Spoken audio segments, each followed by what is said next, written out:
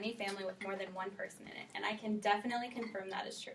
Today I'm going to tell you guys about my strange family tradition of having a food fight at every holiday meal. So let's set the scene. I go to my grandparents' house for every other Thanksgiving and every Christmas Eve. So we come from an Italian family, and a big part of Italian culture is to make way too much food for every meal. So a typical Thanksgiving will have the usual stuff like turkey, ham, mashed potatoes, sweet potatoes, at least 2 different types of bread. We also have lasagna because we're Italian, of course. So the table is completely overfilled with food, and there's always 9 of us that go. It's my grandparents, my aunt, my uncle, my 2 cousins, my dad, my sister, and myself. But it could easily feed this entire classroom full of people. It is way too much food. So a normal family might just eat the food and have a civilized meal, but we're not quite so simple.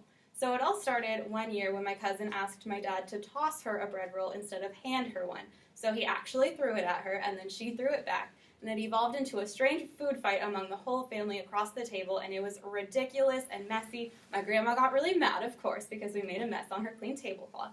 But it was a lot of fun for all of us, and it's kind of become a tradition to just throw food at every holiday meal that we all eat together. So it was never really meant to become a tradition, and I don't actually know if anybody else in my family considers it a tradition, but I do because it's something that I've started to look forward to about eating meals as a family together.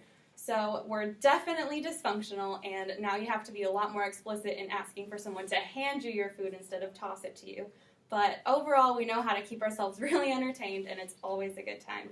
So yeah, that's about all I have for this.